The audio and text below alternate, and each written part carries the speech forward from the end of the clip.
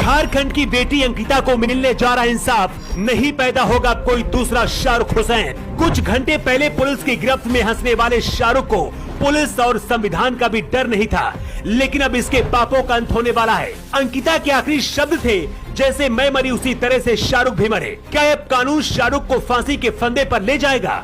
शाहरुख हुसैन ने जो किया उसके बाद से पूरा देश हिल गया, लेकिन इसके बाद भी डीएसपी नूर मुस्तफा इसे क्यों बचाना चाहता था? जानकर आप भी कहेंगे डीएसपी मुस्तफा को बाहर नहीं सलाखों के अंदर होना चाहिए। शाहरुख ने क्या लव जिहाद करने के लिए अंकिता के साथ ऐसी हैवानियत को अंजाम दिया?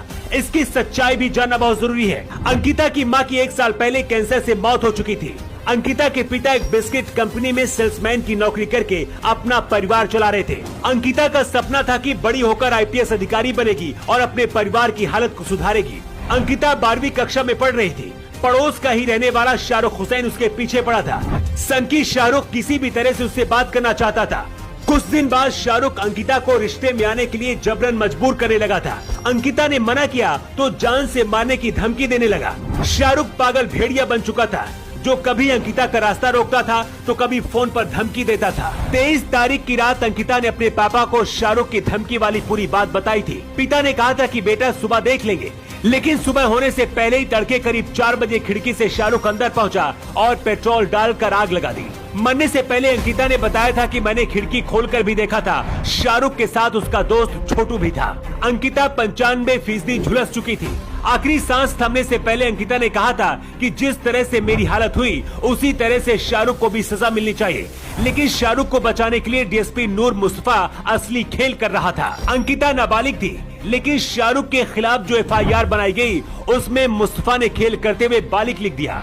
इसके साथ ही ऐसी धाराएं लगाई गई जिससे शाहरुख जेल जाकर भी वापस जल्द लौट सकता था। मामला इतना ज्यादा बढ़ गया कि अब झारखंड हाईकोर्ट ने खुद संज्ञान ले लिया है और हेमंत सोरेन सरकार को आदेश दिया है कि बच्ची के परिवार को सुरक्षा दी जाए। फास्ट ट्रैक कोर्ट में जांच होने के बाद जल्द ही इसे फांसी की सजा हो सकती है।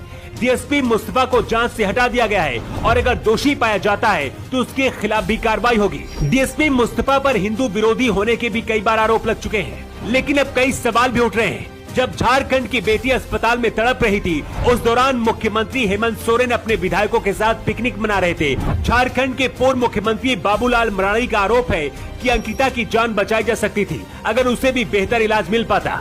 मरांडी ने कहा कि अगर रांची में हुए उपद्रव में घायल नदीम को हेमंत सोरेन एयर एम्बुलेंस से दिल्ली के मेदांता अस्पताल पहुंचा सकते हैं उपचार कराने के लिए, तो फिर बेटी अंकिता को रांची भेजने तक के लिए इतनी देर क्यों हुई?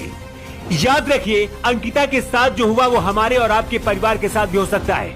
हर दिन हजारों बच्चियां शाहरुख जैसे दरिंदों का सामना करती हैं, लेकिन पुलिस की गिरफ्त में आने के बाद भी ये दरिंदे कुछ इस तरह से हंसते हैं क्योंकि इन्हें पता है कानून और संविधान एक पन्ने की तरह है जो कभी भी इधर से उधर किया जा सकता है।